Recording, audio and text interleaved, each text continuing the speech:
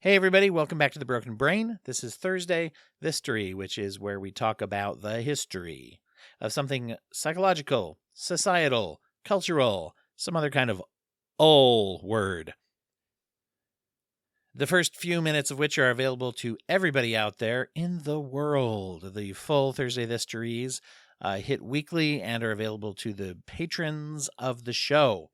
If you go to patreon.com/brokenbrain, you can decide how and if you want to support the program. Hey, if you take the step of going to the website, come on, you're almost there.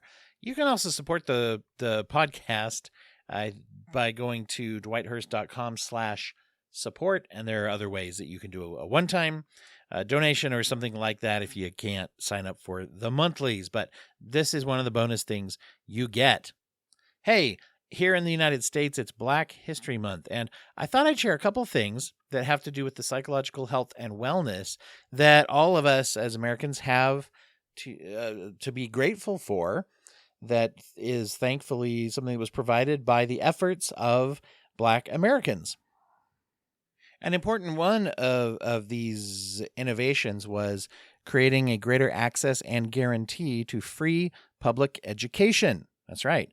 Now, going back to the days of the Puritans, there was a practice of public education, which, by the way, was used as a tool for education, which is good, but also used as a tool for oppression. If you want to look at the way that things were taught, particularly to indigenous people, Native Americans, and the way that was denied access to different people over time. Education has always been a way to access greater advantage in any culture, and that's why you see it used once again as a weapon to hold down people, to hold down women, to hold down people who are being discriminated against or marginalized in any community. You can see this throughout different nations. It's also a gateway for people to be able to change their situation and to change the arc of their family often, whether it has to do with wealth building, income, that kind of thing, or just better access to rights and things about society. At the end of the Civil War, 80% of the Black population were illiterate. And also, let's flip that, about 20% of white adults. So basically about, the opposite, were illiterate, by the way, was how I finished that sentence. In fact, during times of enslavement, you could be killed, tortured. It was not uncommon to have a finger removed if a Black individual was found trying to learn to read or be literate. Because once again, people recognized, and those that were the overseers of that kind of torturous practice knew that any kind of education or knowledge would lead people to not only desire freedom, but to desire rights and to understand their place as an individual, as a whole person. And they couldn't have that if they were going to continue to pursue this barbaric, enslavement. And so after freedom and during the Reconstruction part of our nation's history, Black individuals were some of the biggest advocates for education, particularly public schools that allowed people to attend despite class, despite race. Obviously, was one of the goals there as well. Schools were known to discriminate, obviously, in different areas. Very, very haphazard, both the quality and whether or not there even was education, especially in rural communities. There was different modes of funding, whether or not someone would, try to support an itinerant teacher who would travel around, like Ichabod Crane.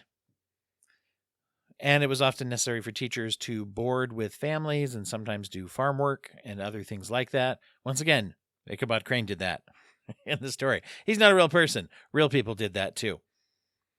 And many of the schools charged tuition, which was prohibitive, not only economically prohibitive, but was also not something that was practiced. If someone did not have a formal education, then they did not value it. There's a famous story of Abraham Lincoln's small town rural teacher going to his father, Abraham Lincoln's father, that is, and talking to him about how Abe was a smart kid who ought to go on to more schooling and that would cost money. And apparently uncharacteristic of their relationship, his father decided to help him to do this and coughed up some money. So, when you think about that, some of that kind of stuff and the difference that it makes for people, for example, if Abe Lincoln never got an education, how would that change American history? And we don't know how American history would be changed if certain people didn't get an education and certain people did.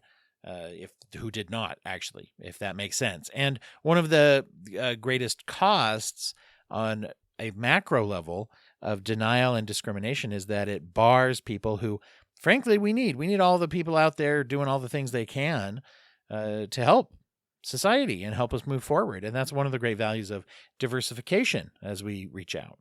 Unfortunately, there's a lot of people who attack that, both in theory and in practice. But including everybody is good for society. And certainly the most ethical, moral way to practice is to allow everyone to get as much education for the good of the individual and their family. And, if you change someone's education, you change their family tree. So it was during the Reconstruction era when the concept of public education that was paid for by local property taxes instead of direct tuition was put forward. And one of the reasons for this is that people who had been emancipated, that Black Americans, learned about their right and utilized their right to vote and to mobilize in the community. Community growth and coming together is something that when people pull together, they can accomplish lots of different things. And there's no better example of this in American history than in what people did during the Reconstruction period. And let's be honest, and before, when it came to the efforts of the Civil War and Reconstruction, people pulling together for the moral choice of trying to actually embody some of the principles that the country was supposedly founded on. One of the ideas of America, not to go off on a tangent here, but, if you look at the United States of America as a potential philosophy originally and basically even beyond originally, let me say it this way. The idea of it is that philosophically and practically that it's a nation that can compensate for its errors through giving access of power to the people. And let's just say sometimes that works out better than other times.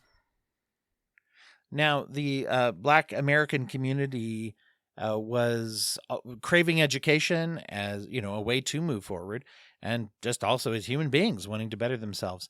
Also, there was a deeply spiritual and religious component to this community, and they wanted to be able to participate in worship services, which included reading the Bible.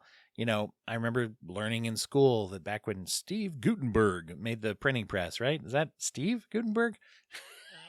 The actor? Johann Gutenberg actually invented the printing press.